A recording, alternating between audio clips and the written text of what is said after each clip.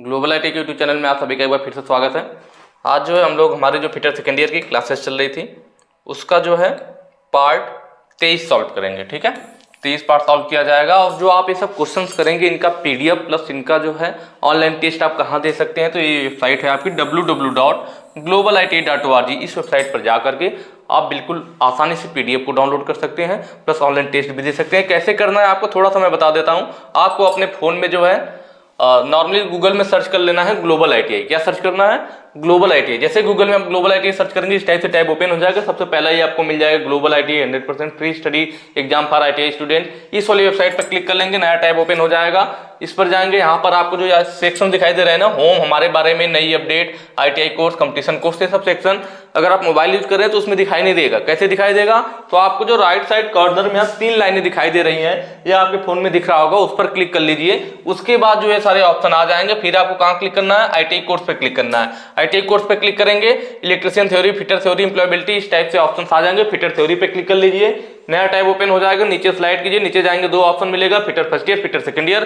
Fitter second year पे click कर लीजिए, यहाँ पे क्लिक करेंगे, नया टैब ओपन हो जाएगा। फिर आपको नीचे स्लाइड कर लेना है और यहाँ पर जो है आपको बिल्कुल आसानी से ऑनलाइन मॉक टेस्ट लिखा हुआ मिल जाएगा। यहाँ क्लिक करके टेस्ट दे सकते हैं, बाकी नीचे और स्लाइड करेंगे तो पीडीएफ भी डाउनलोड कर सकते हैं। ठीक है, तो यहाँ एक बार आप चेक कर लीजिएगा और टेस्ट को कैसे देना है, ठीक है, और उसका आंसर कैसे देखना है, उसका रिजल्ट कैसे चेक करना है, आपने कौन सा ऑप्शन टिक किया और उसमें कौन सा सही हुआ था। ठीक है, जैसे आपका गलत है तो कैसे पता चलेगा कि आपने कौन सा टिक किया था और उसमें कौन सा सही है। तो ये सब कैसे देखना है, सारी चीजें अगर आप जानना चाहते हैं तो उसके लिए आपको पार्ट 1 वाली वीडियो देखनी होगी। जो हम आज हम लोग कौन सा सॉल्व कर रहे हैं, पार्ट 23। पार्ट 1 वाली वीडियो देखिए, उसमें मैंने पूरा टेस्ट दे करके पूरा स्टेप वाइज बताया था कैसे टेस्ट देना है, कैसे रिजल्ट देखना है। ठीक है, तो एक बार पार्ट 1 वाली वीडियो देख लीजिएगा, स्टार्टिंग से आपको समझ में आ जाएगा। बाकी हम लोग चलेंगे अपने क्वेश्चन की तरफ। ठीक, ये सब ज्यादातर फिगर तो आप पहचान रहे होंगे क्योंकि ये सब पहले भी क्वेश्चंस में आ चुके हैं। ठीक है, जैसे कि यहाँ पे क्या बोल रखा है क्वेश्चन में, क्वेश्चन देखते हैं कि 50 mm से 150 mm व्यास के पाइपों को जोड़ने या अलग करने के लिए प्लम्बर टूल का क्या नाम है। कि 50 mm से 150 mm व्यास के लिए। ठीक है, तो ये हालांकि मैंने क्वेश्चन पहले भी बता रखा था, चारों ऑप्शन आया हुआ था, चारों को फिगर दिखाया था और बताया भी था। एक बार मैं फिर बता देता हूं कि यह जो फिगर आपको दिख रहा है किसका है, यह ए वाला है, जो ऑप्शन ए है उसका फिगर, स्ट्रैप रिंच का। यह जो चेन पाइप रिंच है, यह बी वाला फिगर हो गया, चेन पाइप रिंच। यह कौन सा फिगर है? स्टील्सन पाइप रिंच। यह सी वाले का हो गया, किसका हो गया? सी वाले का हो गया। डी वाला जो है आपका फुट पॉइंट नहीं रहेगा, फुट प्रिंट होता है। ठीक है, फुटप्रिंट पाइप रिंच होता है। ठीक है, क्या होता है? प्रिंट होता है, फुटप्रिंट पाइप रिंच होता है। इसका फिगर है आपका डी वाला। ठीक है, तो सबके फिगर समझ में आ गए कौन सा फिगर किसका है। स्ट्रैप रिंच जो पहला आपको दिख रहा है, ये मैंने आपको स्ट्रैप का मतलब बताया था, पट्टा होता है या इसलिए चौड़ा पट्टे के समान दिख रहा है। इसका यूज किया जाता है ऐसी सरफेस पे जो ट्यूबुलर, मतलब बेलनाकार ट्यूबुलर की तरह हो और फिनिश की हुई हो। मेन ये क्या, ट्यूबुलर सतह हो लेकिन कैसी हो, फिनिश की हुई हो, तब यूज करते हैं, क्योंकि इसको यूज करने पर उसके निशान नहीं आते हैं। नहीं, बाकी जैसे आप देख रहे हैं इसमें देखिए दांता कटा हुआ है, इस वाले में भी यहाँ पे अंदर टीथ कटे हुए हैं फेस पर, इस वाले में भी चेन है, तो चेन दांता टाइप का हो गया ना। तो अगर इनसे आप किसी फिनिश की हुई सतह को पकड़ेंगे, इन तीनों रिंच से, तो इनके जो दांतों के क्या होंगे, उस सरफेस पे निशान आ जाएंगे, तो फिनिश किया हुआ सतह खराब हो जाएगा, फिर फिनिश करना पड़ेगा। इसीलिए जो फिनिश किए हुए सतह होते हैं, ट्यूबुलर सतह होती है, उनके लिए स्ट्रैप रिंच यूज करते हैं, इससे उनकी सतह खराब नहीं होती है। ठीक है, क्लियर हुआ। स्ट्रैप रिंच कहां यूज करते हैं? फिनिश किए हुए सतह पर। चेन पाइप रिंच जो आपको यहां पे दिख रहा है, चेन पाइप रिंच।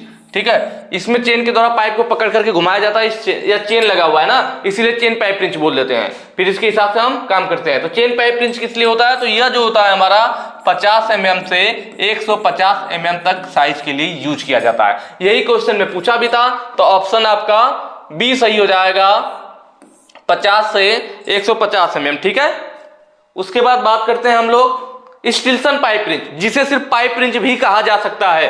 कौन सा फिगर है? यहां पे आपको दिख रहा होगा। इसका यूज करते हैं 15 mm से 50 mm तक, 15 से 50 mm डायमीटर के पाइप के लिए। ठीक है, 15 से 50 mm डायमीटर के पाइप के लिए हम किसका यूज करते हैं? स्टील्सन पाइप रिंच का। इससे ज्यादा, जब 50 से ज्यादा हो जाएगा तो चेन पाइप रिंच। ठीक है, इसमें सारे पार्ट के नाम भी आपको पता होना चाहिए, कभी कभी इसके पार्ट के भी नाम पूछ लेता है। तो जो यह वाला हिस्सा होता है ना आपका, जो 6 नंबर यहां पे दिखा रखा है, ठीक है,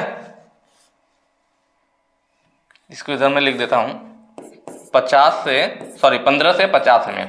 यह जो है आपका 6 नंबर पे मूवेबल जा होता है, ठीक है। यह जो 5 नंबर पे दिखा रखा है, यह नट जैसा जो दिख रहा है, यह एडजस्टिंग नट होता है। क्या होता है?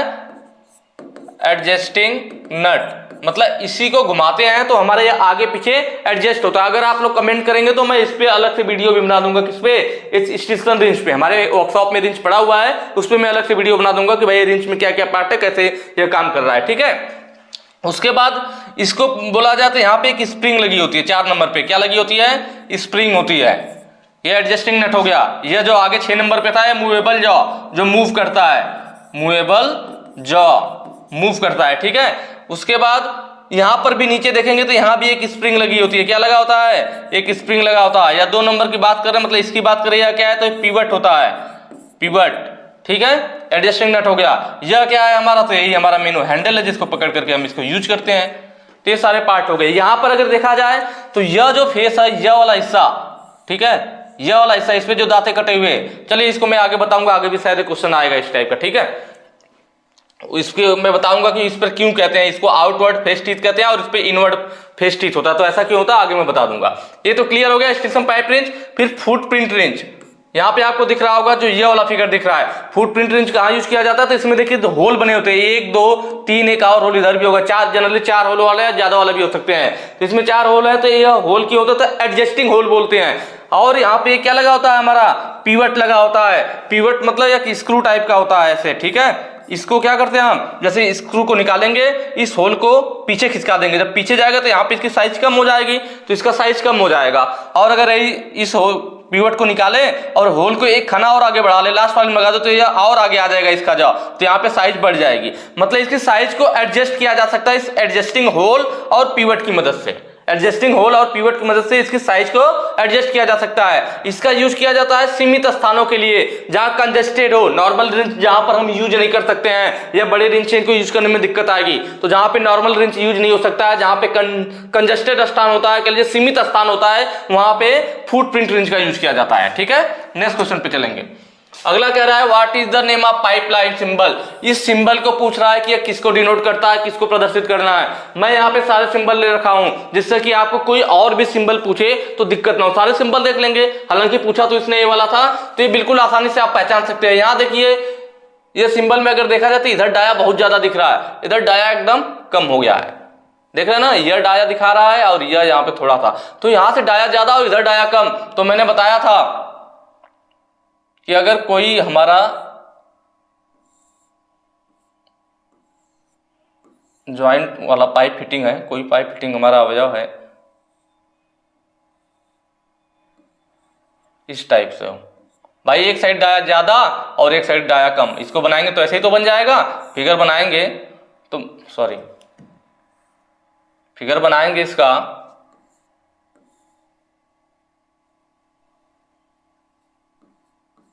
ठीक है। तो जो अगर फिगर देख रहे हैं यहाँ तो देखा जाए तो इधर डाया ज्यादा, इधर कम, इधर डाया ज्यादा, इधर कम, तो ऐसे ही तो बन जाएगा। और यह मतलब दोनों का सेंटर सेम होगा ना। जब दोनों का सेंटर सेम होगा तो कॉन्सेंट्रिक, देख रहे हैं ना, इसी सीध में यह भी लाइन है और इसी सीध में यह भी लाइन खींची गई है, तो दोनों का सेंटर सेम है तो कॉन्सेंट्रिक। और डाया कम हो गया तो रिड्यूसर, भाई इधर डाया ज्यादा, इधर डाया कम। इधर मान लीजिए 1 इंच की पाइप लगी तो इधर आधी इंच की पाइप लग जाएगी, तो रिड्यूस कर दिया गया साइज को, इसलिए रिड्यूसर। रिड्यूस का मतलब क्या? कम करना, घटाना, तो इसलिए इसको रिड्यूसर बोलते हैं। चलिए रिड्यूसर हो गया और सेंटर सेम है, इसलिए कॉन्सेंट्रिक रिड्यूसर हो जाएगा। ऑप्शन डी आपका सही हो जाएगा, ठीक है, कॉन्सेंट्रिक रिड्यूसर। बाकी कब सही होंगे, बाकी को भी देख लेते हैं कि भाई सॉकेट कब होगा, प्लग कब होगा, प्लग या कैप कब होगा, यूनियन स्क्रूड कब होगा। तो यहाँ ऑप्शन देख लीजिए, यहाँ पे जैसे हम सबका देख लेते कि ये पहला जो है आपका बेंड, कौन सा वाला? 90 डिग्री वाला। तब उसके लिए सिंबल इस टाइप से होता है जो आपको दिख रहा है, इधर एक लाइन, इधर ऐसे घुमाव टाइप में। तो लाइन खींचने का मतलब कि एक पाइप इधर जुड़ गई और एक पाइप यहाँ जुड़ गई, दोनों जगह थ्रेड कटा हुआ है, ठीक है। और एक और आपका बेंड होता है कौन सा? 45 डिग्री वाला। देख रहे हैं ना, 90 डिग्री वाले में हमारा क्या पूरा घुमा हुआ है, और 45 वाले में 45 डिग्री पे, ठीक है। क्रॉस को 4 वे भी कहते हैं, क्रॉस को 4 वे भी कहते हैं, जहां पाइप लाइन को मैं 290 डिग्री पे ब्रांच निकाल रहा हूं, एक ही निकालना होता है तो टी हो जाता है इस टाइप से।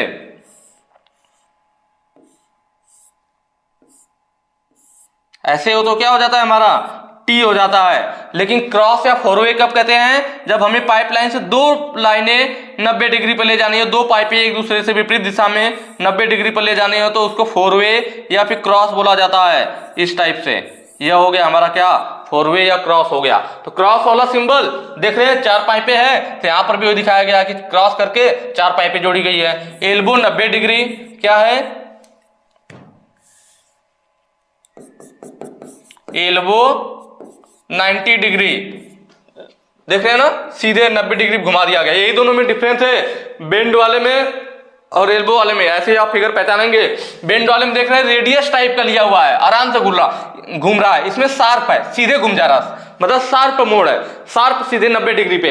जबकि इस वाले में रेडियस लेके घूम रहा है। तो अगर रेडियस लेके घुमाया हुआ दिखाएगा तो बेंड होगा, और सीधे घूम जाए, यहां देख रहे हैं, यहाँ शार्प मोड़ है, सीधे घूम जाए तो 90 डिग्री। एल्बो 45 की बात करें, यह एल्बो हो गया और यह बेंड हो गया। ठीक है, देख रहे थे ना, बेंड वाले में क्या था, 45 पे भी, लेकिन रेडियस लिए हुए 45 पे जा रहा था, सीधे 45 पे नहीं घूम रहा था। लेकिन इसमें सीधे घूम जाते हैं। एल्बो वाले में क्या सीधा है, सीधे 45 डिग्री पे, एक दो पाइप जुड़ गए तो हमारा क्या हो जाएगा, एल्बो 45 डिग्री हो जाएगा। ठीक है, एल्बो 45 डिग्री। क्लियर हो रहा है? उसके बाद याद रखते हैं टी। टी में क्या होता है, तो टी में आप देख ही रहे हैं, टी इस टाइप से होता है। तो इसका आकृति भी देखिए सेम वैसे ही बन गया। एक लाइनें खींच दिया इधर कि भाई एक पाइप यहाँ जुड़ेगी, एक यहाँ जुड़ेगी, यहाँ वही चीज दिखाया गया है, टी हो गया।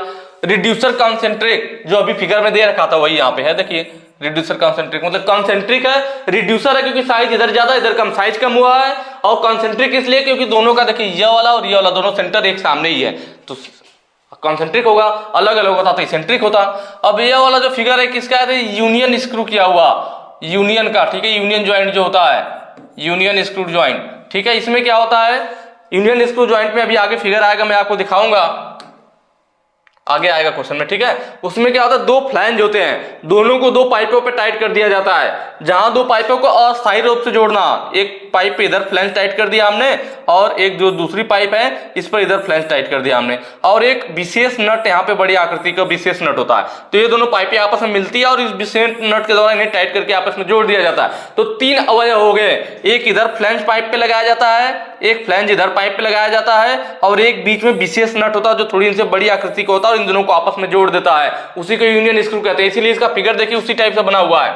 फिगर देख रहे हैं यहाँ पे कैसे बना हुआ है यूनियन स्क्रू वाले का, ऐसे दिखाया गया है, एक इधर वाला फ्लैंज, एक इधर वाला फ्लैंज, और बीच में बड़ा वाला नट। तो ये क्या हो गया, यूनियन स्क्रू हो गया, जो कि अस्थायी जोड़ बनाने के लिए किया जाता है। आगे भी फिगर आएगा तो ज्यादा क्लियर हो जाएगा आपको।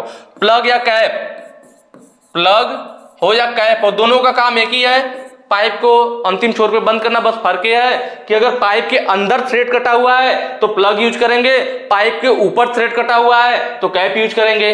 तो भाई ये वाला सिंबल होता है इनके लिए कि यह हमारा जो है प्लग है, मतलब पानी आगे नहीं जाना। जैसे आप टोटी वगैरह में देखते हैं ना, जो टोटी होती है हमारी, तो उसमें ऐसे ही तो होता है, ऊपर से जो आकृति है इसी टाइप का होता है। जो हम स्क्रू को घुमाते हैं हैंडल को, तो यह नीचे को आता है, जब यहाँ टच कर जाता है तो पानी जाना बंद हो जाता है। जब इसको वापस घुमाते हैं तो यह धीरे धीरे ऊपर को उठता है, या जो प्लम त्रिभुज के आकार का ऊपर जाता है, फिर पानी इस पार से इस पार जाने लगता है। तो पानी को रोक देता है, बंद कर देता है। और वही काम प्लग या कैप का भी, पानी को रोक देना या बंद करना। तो इस तरह से आपको याद रहेगा कि यह त्रिभुज की आकृति का ऐसे रहता है, ठीक है, उल्टा बना हुआ।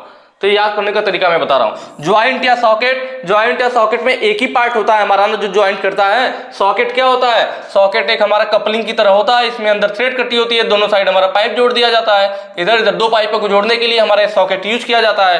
तो वही सिंबल है कि भाई यह हो गया, और बीच में यह सॉकेट है जो कि दोनों पाइपों को जोड़ रखा है, तो ये उसका सिंबल हो जाता है। तो यहाँ पर मैंने सारे सिंबल बता दिया, और जो फिगर में दिया था वो रिड्यूसर कॉन्सेंट्रिक का था। ठीक है, सबको नोट कर लीजिएगा और ध्यान भी रहना चाहिए। दृष्टि और सतह के विमान के बीच 30 डिग्री का कोण पर दृश्य पाइप निरीक्षण किस प्रकार का है। देखिए, जो पाइप निरीक्षण किया जाता है, पाइप का इंस्पेक्शन किया जाता है। निरीक्षण से मतलब है पाइप की गुणवत्ता वगैरह को चेक करना, कि भाई जो हमने पाइप बनाया उसकी गुणवत्ता क्वालिटी सही है या नहीं है, तो इंस्पेक्शन के द्वारा चेक किया जाता है। इंस्पेक्शन जनरली 2 टाइप का होता है। एक होता है विजुअल, कि मतलब हम देख करके अंदाजा लगाएंगे कि बढ़िया क्वालिटी का है या नहीं, देख करके पहचानना। और एक होता है और डिस्ट्रक्टिव, एक होता है नॉन डिस्ट्रक्टिव, एनडीटी कहते हैं, एनडीटी, नॉन डिस्ट्रक्टिव, मतलब बिना तोड़ फोड़ किए, बस देख करके। विजुअल वाला इसमें आ जाता है, देख करके, विजुअल। जैसे हमने उसको तोड़ा फोड़ा कुछ नहीं किया, नॉन डिस्ट्रक्टिव मतलब उसको हम विनाश नहीं करेंगे, गैर विनाशकारी। देख करके जो हम दोष का पता लगाएंगे, उसकी क्वालिटी का पता लगाएंगे, तो वह नॉन डिस्ट्रक्टिव में आता है। तो वह नॉन डिस्ट्रक्टिव मतलब विजुअल मतलब देख करके, तो यह नॉन डिस्ट्रक्टिव के अंतर्गत आ जाएगा।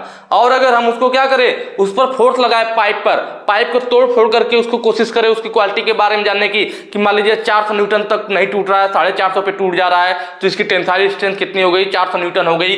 तो जब हम ये चीज जानना चाहेंगे तो उसमें क्या होगा, पाइप टूट जाएगी, उसका नुकसान होगा ना, तो डिस्ट्रक्टिव में आ जाता है, डीटी कहते हैं, डिस्ट्रक्टिव विनाशकारी। मतलब पाइप पे फोर्स लगा करके उसके टेंसाइल स्ट्रेंथ वगैरह को जानने की कोशिश करना, वो डिस्ट्रक्टिव वाले में आ जाता है। ठीक है, जैसे आपकी कार वगैरह का नहीं, आजकल ग्लोबल एनकैप वगैरह है, जो ग्लोबल एनकैप ज्यादा फेमस है, जो कि भाई उनके स्टार देता है कि इस गाड़ी की बिल्ड क्वालिटी कितनी है। ठीक है, एक होता है कि आप देख करके बता दो, जैसे आप गए, आपने गाड़ी में देखा, और यार इसमें तो 1 2 3 4 5 6 7 8 एयर बैग दिया हुआ है, ठीक है, इसमें 4 एयर बैग है, तो आप देख कर ही बता दोगे ना कि अच्छा इसमें 4 एयर बैग है, इसमें 8 एयर बैग है, यह 8 एयर बैग वाला जो होगा ज्यादा अच्छी क्वालिटी का होगा, यह ज्यादा सेफ्टी वाला है। उसके बाद दूसरा, तो यार विजुअल वाले में आ गया कि आपने देख करके उसके सेफ्टी को बताया, और आपने देखा कि भाई इस वाली कार में जो है इलेक्ट्रॉनिक स्टेबिलिटी वाला सिस्टम नहीं दिया हुआ है, जबकि इस वाली कार में जो है इलेक्ट्रॉनिक स्टेबिलिटी का भी सिस्टम है, हील असिस्ट का सिस्टम दिया हुआ है, तब तो यह इसकी अपेक्षा ज्यादा मजबूत हो गई। और आपने गाड़ी की गेट को खोला, बंद किया, तो एक भारीपन सा आपको महसूस हुआ। एक नॉर्मल गाड़ी होती है, टीने की तरह आवाज करती है, हालांकि मुझे बताने की जरूरत नहीं है कि किसमें टीन जैसी आवाज आती है और किसमें भारीपन रहता है, ये आप लोग जानते होंगे। तो और एक होता है भारीपन होता है, तो आपने मतलब देख करके ही अंदाजा लगा लिया कि भाई इसमें ये सब चीजें, ये सेफ्टी चीजें दी हुई है, तो यह क्या है, हमारा ज्यादा सेफ है। तो ये आपका विजुअल वाला हो गया, मतलब नॉन डिस्ट्रक्टिव के अंतर्गत आ गया, जिसे आपने देख करके सेफ्टी का अंदाजा लगा लिया। दूसरा क्या था, डिस्ट्रक्टिव, जो कि ग्लोबल एनकैप वाले करते हैं। वो कार को क्या करते हैं, कार को टकराते हैं 60 70 80 के स्पीड में, 70 80 की स्पीड में कार जाती हुई रहेगी, जाके दीवार से टकरा जाएगी। फिर देखते हैं कि उसका क्या क्या डैमेज हुआ, अंदर एक पुतला बैठा देते हैं कि उसको कितनी डैमेज हुई, कितनी चोट आई, एक अंदाजा लगाने के लिए। तो वह गाड़ी का जो वहां पे जो इसका क्या टक्कर होती है, तो उससे फिर गाड़ी में टूट फूट हो जाती है, गाड़ी टूट जाती है आपकी, उसके बम्पर वगैरह मुड़ जाते हैं, इंजन भी कभी कभी कमजोर गाड़ी खराब हो जाएगा। ठीक है, तो उससे अंदाजा लगाकर फिर स्टार देते हैं कि 4 स्टार गाड़ी है या 5 स्टार गाड़ी है, उसकी सेफ्टी के हिसाब से। तो जो हमने गाड़ी को टक्कर देकर के फिर उसका जो चेक किया सेफ्टी को, वो डिस्ट्रक्टिव में आ जाएगा, विनाशकारी में आ जाएगा। ठीक है, तो ये थोड़ा सा मैंने समझाने की कोशिश की आपको। बाकी हम चलते हैं अपने क्वेश्चन की तरफ। तो यहाँ कह रहा था दृष्टि और सतह विमान के बीच। तो दृष्टि और सतह विमान मतलब हम देख करके, ये सारे ऑप्शन देखिए विजुअल वाले हैं, विजुअल टेस्टिंग, विजुअल देख करके मतलब नॉन डिस्ट्रक्टिव वाले हैं। इसमें हम उसका नुकसान नहीं करेंगे, बस देख करके पहचानेंगे। तो पाइप का हम क्या गुण को मतलब निरीक्षण करते हैं, पाइप का इंस्पेक्शन करते हैं, उसके प्रॉपर्टीज क्वालिटी को जानना चाहते हैं कि क्वालिटी अच्छी है या नहीं है। तो एक होता है direct visual testing. Direct visual testing में क्या होता है कि हम पाइप से लगभग 600 mm की कम से कम दूरी होनी चाहिए, 600 mm दूरी हो, मतलब या तो हम उससे ज्यादा दूरी ना हो, 600 mm कम से कम उस पाइप के करीब जा सके। और जो हमारा नजर है, जो हमारी आंख है, जो हमारी आईज है, जो विजुअल है, वह सरफेस से 30 डिग्री से अधिक होना चाहिए। ऐसा नहीं कि पाइप एकदम हमारे आंख की विजुअल के सीध में आ जाए, तो हमारे और इस पाइप के सरफेस के बीच में एंगल क्या होगा, आंख और इस पाइप के सरफेस के बीच में एंगल 0 हो जाएगा। ठीक है, 0 हो जाएगा, तब वो सही नहीं है। 10 20 भी नहीं चाहिए, कम से कम 30 डिग्री होना चाहिए हमारे जो पाइप की सरफेस है और हमारे जो आंख जा रही है यहाँ पर इसकी सरफेस पे, इन दोनों के बीच में कितना एंगल बनना चाहिए, कम से कम 30 डिग्री। मतलब यहाँ पर अगर ये पाइप रखी हुई है, तो जो आंख यहाँ से देख रही है, जो आंख यहाँ से देख रही है, तो यहाँ पे देख रहे हैं, तो इसके बीच में 30 डिग्री से 30 डिग्री या 30 डिग्री से अधिक का कोण बनता है, वह हमारा डायरेक्ट विजुअल टेस्टिंग के अंतर्गत आता है कि हमने डायरेक्ट देख करके बताया। और 600 mm की यहाँ पे दूरी रहती है, 600 mm कम से कम हमें यहाँ पे दिखना चाहिए सरफेस पाइप का। ठीक है, तो यह किस में आ जाता है, डायरेक्ट टेस्टिंग विजुअल में आ जाता है। रिमोट वाले में क्या होता है, रिमोट में क्या होता है कि हम रिमोट के द्वारा कंट्रोल करते हैं, जैसे किसी वीडियो कैमरा वगैरह से रिमोट के द्वारा ले जाए हुआ जाए और वहां पर देखे और हम उस रिकॉर्डिंग में उसको देख रहे हैं, वीडियो रिकॉर्डिंग के द्वारा। या ड्रोन होता है, ड्रोन कैमरा आजकल आ रहा है, तो रिमोट से हम ड्रोन कैमरा को कंट्रोल कर रहे हुआ जा रहा है और पाइप की विजुअलिटी को दिखा रहा है, तो अभी विजुअल वाले में आएगा, लेकिन रिमोट कंट्रोल क्या आ जाएगा ना, रिमोट विजुअल टेस्टिंग तब कहलाएगा वहां। ठीक है, ट्रांसलूसेंट और ट्रांसपेरेंट, ये दो और होते हैं। ट्रांसलूसेंट या ट्रांसपेरेंट हमारे किस पे होते हैं, लाइट प्रकाश पर स्थिर होते हैं। हम लोग कह सकते हैं आर्टिफिशियल प्रकाश का यूज करते हैं ना, लाइट वगैरह की टॉर्च या उसको मतलब प्रकाश की वजह से इसको चेक करते हैं। लाइट का मतलब प्रकाश के माध्यम से, कि कोई चीज हल्की होगी भाई, प्रकाश आप उस पर लाइट जलाओगे तो उसके हल्की चीज होगी, कमजोर होगा तो प्रकाश आर पर जाएगा, और अगर वह ज्यादा हार्ड होगी तो प्रकाश आर पर नहीं जाएगा।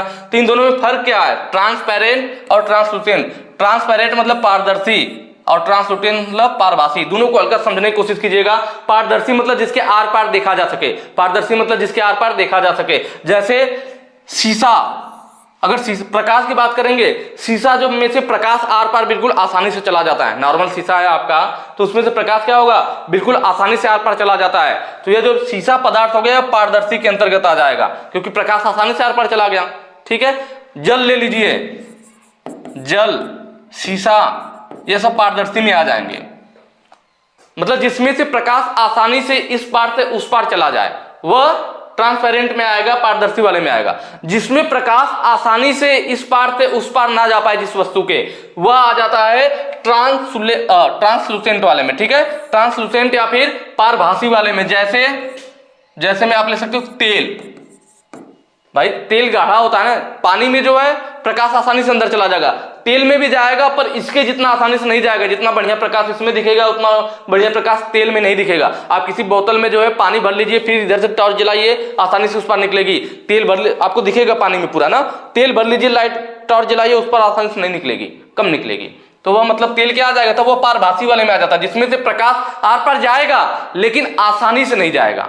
जिसमें एकदम नहीं जाता है वह हमारा क्या हो जाता है, वह अपारदर्शी हो जाता है। ये सब तो पारदर्शी है, पारभासी है, अपारदर्शी हो जाता है। जैसे लकड़ी हो गया, लकड़ी के आर पर प्रकाश नहीं जाएगा तो अपारदर्शी हो जाता है। तो इसमें तेल हो गया आपका। ट्रेसिंग पेपर, ट्रेसिंग पेपर क्या है, तो आपने देखा होगा जो फिगर वगैरह कॉपी करने के लिए नहीं एक पेपर आता है, बिल्कुल हल्का पेपर होता है, कोई भी फिगर बना हुआ उसके ऊपर रख दीजिए, फिगर उस पेपर में दिखने लगता है, ऊपर पेन चला दीजिए, कलम चला दीजिए, वो फिगर बन जाता है। तो ट्रेसिंग पेपर वो हल्का पेपर होता है। तो नॉर्मल पेपर में से तो प्रकाश नहीं जाएगी, पर ट्रेसिंग पेपर में जब जलाओगे तो प्रकाश उस पर चली जाएगी, पर उतनी आसानी से नहीं जाएगी, इसलिए वो भी पारभासी वाले में आएगा।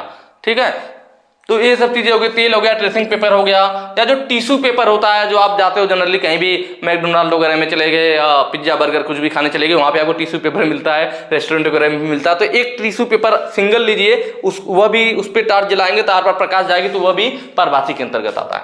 तो मेरे ख्याल से आपको क्लियर हुआ होगा कि ये सारी चीजें क्या थी।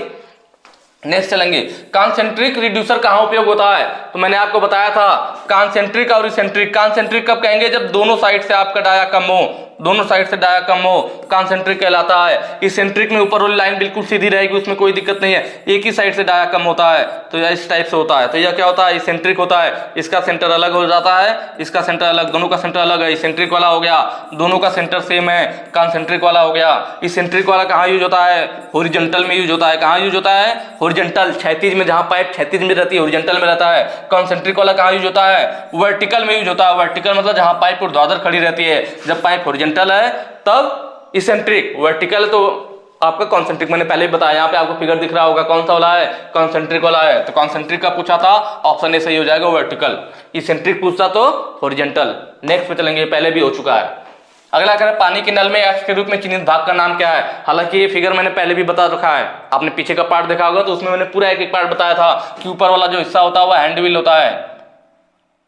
ठीक है, ऊपर वाला हिस्सा क्या, हैंड व्हील कहिए, हैंडल कहिए, इसी को घुमाते हैं ना टूटी को खोलने के लिए। यह वाला हिस्सा हमारा क्या होता है, स्पिंडल होता है। क्या होता है, स्पिंडल। इसके ऊपर यह जो लगा हुआ है यह ग्लैंड नट होता है।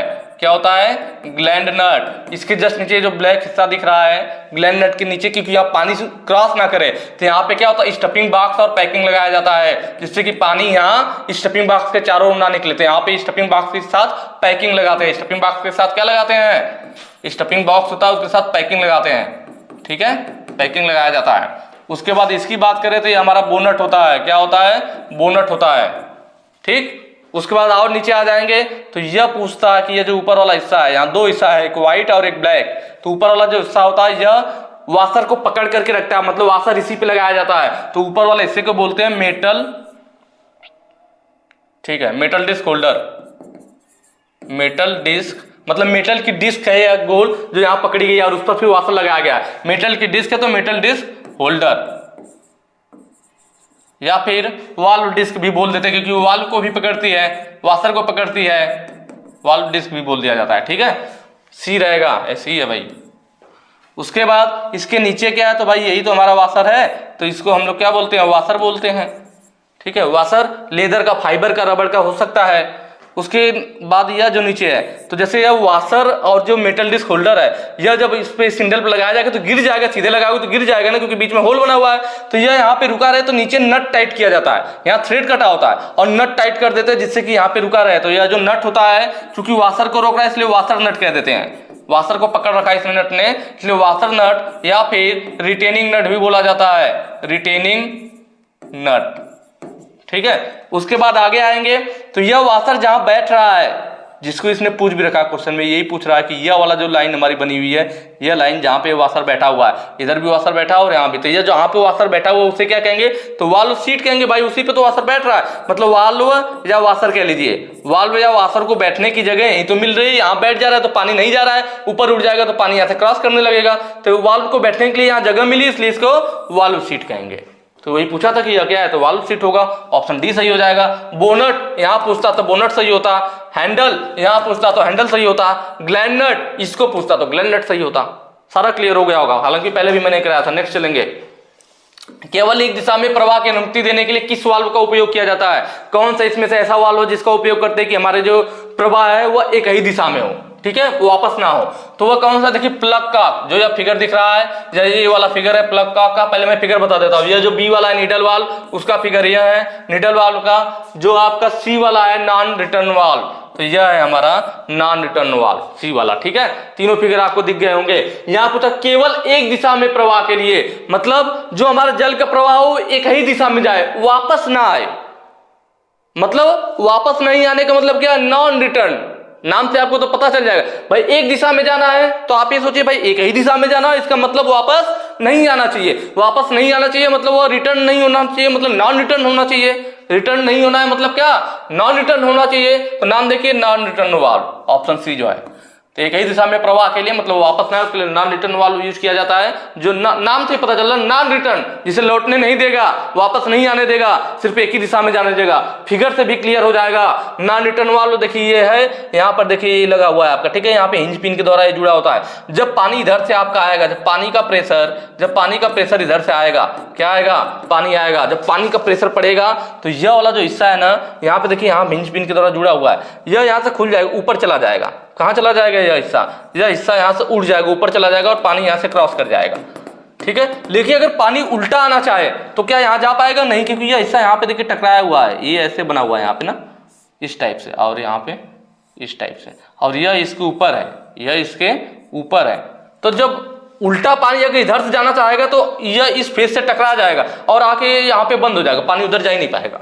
देख रहे हैं ना फिगर में भाई, इधर से तो पानी जब आएगा तो जब प्रेशर पड़ेगा तो यहाँ पे ऐसे उड़ जाएगा ऊपर को, है ना, यहाँ पे ऐसे लगा हुआ है, या ऊपर को उड़ जाएगा, आपका पानी निकल जाएगा। लेकिन अगर पानी को इधर से भेज दे तो उस केस में क्या होगा? जब पानी देखिए इधर से जा रहा है, जब इधर से जाएगा तो पानी यहाँ भरेगा, इस पे प्रेशर पड़ेगा, उल्टा गिर करके बंद हो जाएगा। गिर करके जो इधर पानी जाएगा तो उठा हुआ है, जो इधर जाएगा तो गिर जाएगा, उस पर फिर बंद हो जाएगा, पानी उधर जाने ही नहीं देगा। तो मतलब एक ही दिशा में अनुमति देता है, इसीलिए इसको नॉन रिटर्न वाल्व कहते हैं। ठीक है, जो ये सी वाला फिगर था, तो यही आपका ऑप्शन सही हो जाएगा, नॉन रिटर्न वाल्व। उसका प्लग का क्या होता है? तो यहाँ आपको दिख रहा होगा, ज्यादातर आपने देखा भी होगा, कहीं टोटी वगैरह के पास में लगा हुआ इस टाइप का प्लग का। इसका यूज किया जाता है जहां तेज प्रवाह हो, जल का जहां पे तेज प्रवाह हो वहां पर यूज किया जाता है प्लग का। नीडल वाल्व जो आपको यहाँ पे दिख रहा था, बी वाला नीडल वाल्व में देखेंगे, इसमें देखिए पानी जाने के लिए इधर जगह बनाया हुआ, यहाँ पे आ गया, इधर भी बनाया गया, यहाँ पे आ गया, पर देख रहे हैं यहाँ पानी के आने के लिए फिर यहाँ बहुत पतली जगह है, देखिए यहाँ बहुत पतला जगह दिख रहा होगा आपको, और यह सुई के जैसा पतला नीडल है। इसके जो आगे का हिस्सा है कैसा है? सुई की तरह पतला है। नीडल का मतलब क्या? नीडल वाल्व, सुई मतलब पतला, सुई का मतलब ही दिमाग में क्या आ जाएगा? महीन चीज। भाई नीडल मतलब सुई का मतलब महीन, और महीन का मतलब ये होगा कि जहां पर सूक्ष्म कंट्रोल करना हो, हमें क्या करना हो? पानी को सूक्ष्म मात्रा में कंट्रोल करना हो, सूक्ष्म मात्रा कंट्रोल करने के लिए। क्योंकि ये सुई जैसा है ना, जब ये निकलेगा तो बहुत कम पानी जाएगा, मतलब हल्का सा खोलेंगे तो हल्का सा जाएगा, क्योंकि सुई जितना पतला है, जब थोड़ा सा उठेगा तो थोड़ा सा जाना देगा। नीडल का मतलब सुई आपका महीन होता है, सूक्ष्म होता है, तो आप कहोगे जो नीडल वाला होता है हमारा, वह सूक्ष्म पानी को, सूक्ष्म मात्रा को कंट्रोल के लिए किया जाता है। आसानी से याद हो जाएगा। जहां नीडल आए, नीडल का मतलब सुई समझ लीजिए, सुई कैसी होती है? बहुत ही महीन होती है, सूक्ष्म होती है, तो सूक्ष्म मात्रा में पानी को कंट्रोल करने के लिए यूज किया जाएगा। कौन? Needle valve. याद रहेगा आपको। प्रेशर रेगुलेटर, यह प्रेशर के लिए होता है, जहां पे प्रेशर ज्यादा हो तो प्रेशर को कम ज्यादा पानी के करने के लिए प्रेशर रेगुलेटर वाल्व यूज किया जाता है। नेक्स्ट क्वेश्चन पे चलेंगे। स्ट्रैप रेंज बताने की जरूरत नहीं है, यह वाला फिगर आपका स्ट्रैप रेंज का हो गया।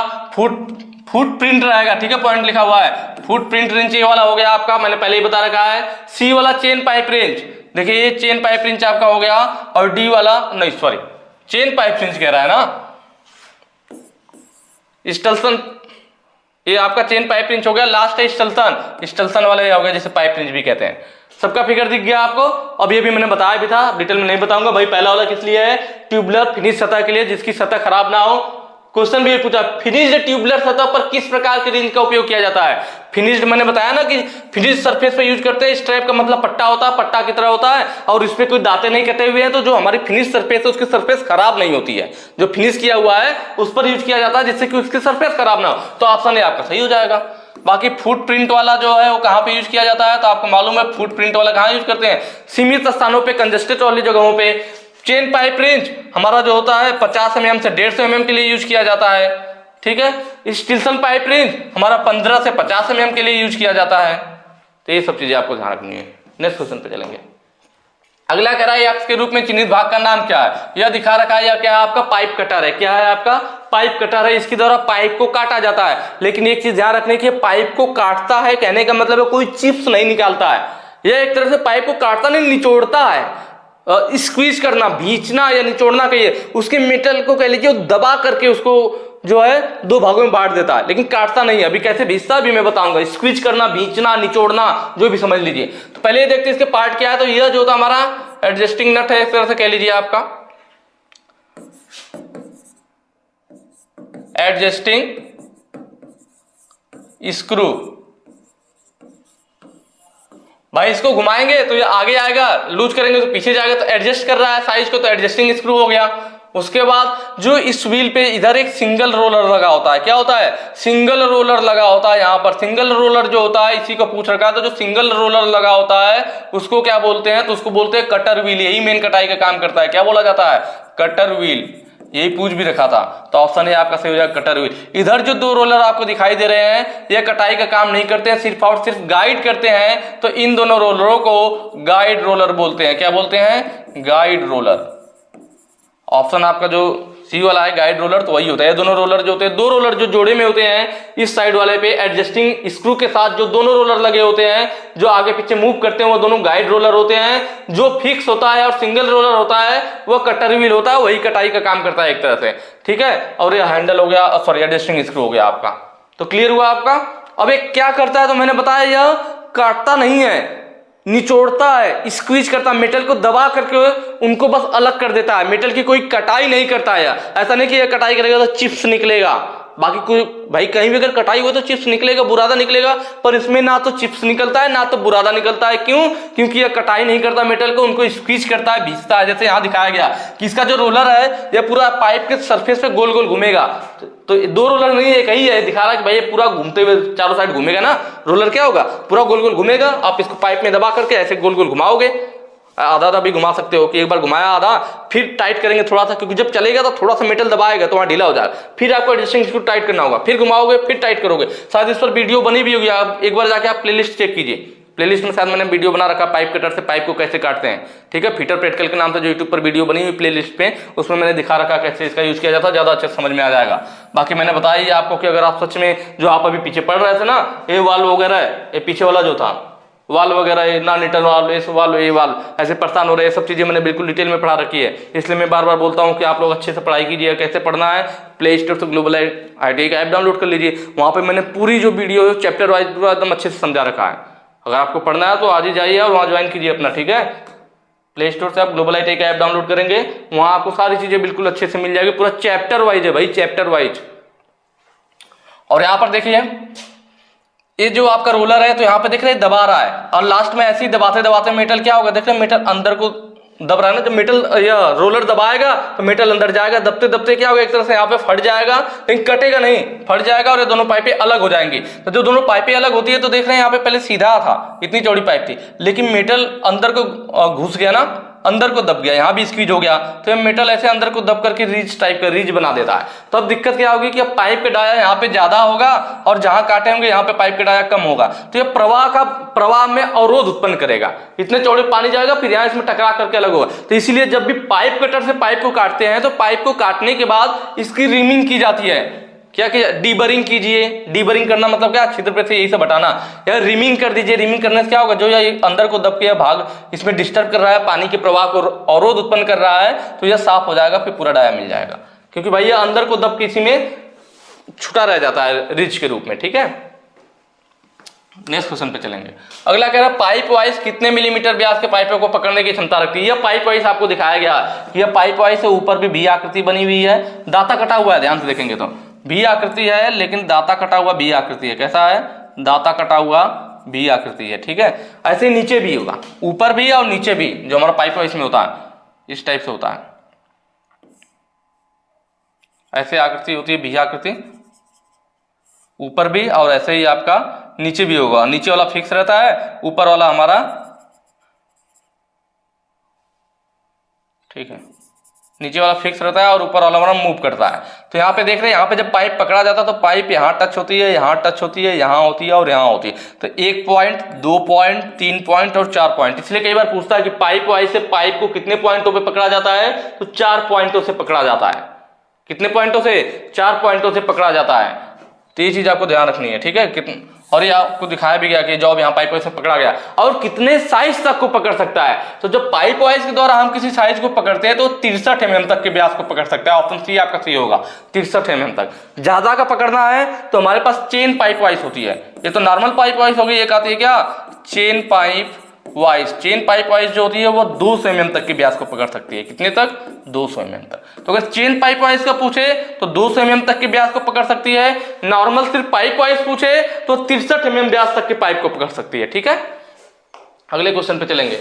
अगला कह रहा है ये रिंच किस प्रकार का है, या कौन सा रिंच है? मुझे नहीं लग रहा बताने की जरूरत है। देखिए 3 बार, एक ही में 3 बार आ गया, पहले भी बताया था, आज के क्वेश्चन में खुद 3 बार आ गया।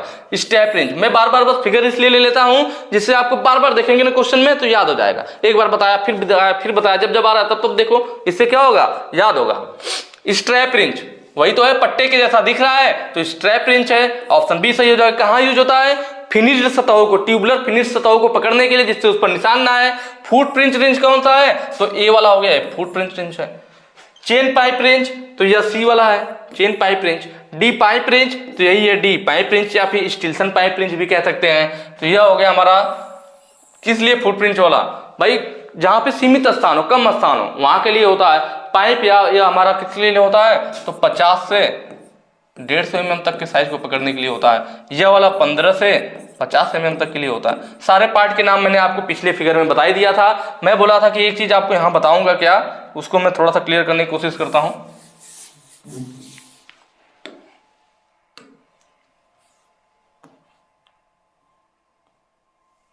इनको हटा देता हूं ना, तब ज्यादा क्लियर समझ में आएगा।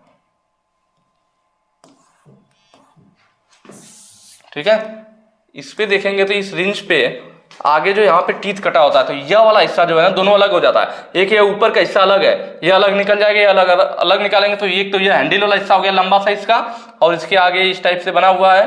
और आगे देखेंगे आप तो इस पे क्या है? नर्लिंग किया हुआ है, एक तरह से दाता कटा हुआ है, नर्लिंग किया हुआ दाता कटा हुआ आगे वाले हिस्से पे। ठीक है, एक हिस्सा यह हो गया लंबा वाला जो इसका हैंडल है, और दूसरा हिस्सा यह मुड़ा हुआ है। कैसा है? ऐसे घुमा हुआ है।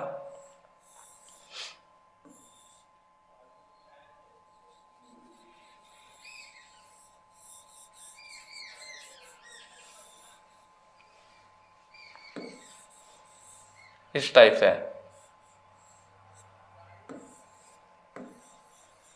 यही है ना घुमा हुआ हिस्सा, इस पर भी नर्लिंग किया गया है। तो यह घुमा हुआ वाला हिस्सा जो है जिस पर नर्लिंग किया गया है, जो यह वाला, इसको क्या बोलते हैं? इनवर्ड। इनवर्ड का मतलब अंदर की तरफ, inward face, inward facing teeth. और यह वाला जो हिस्सा है इसको बोलते हैं आउटवर्ड, मतलब बाहर की तरफ, आउटवर्ड फेसिंग टीथ। ठीक है, क्यों?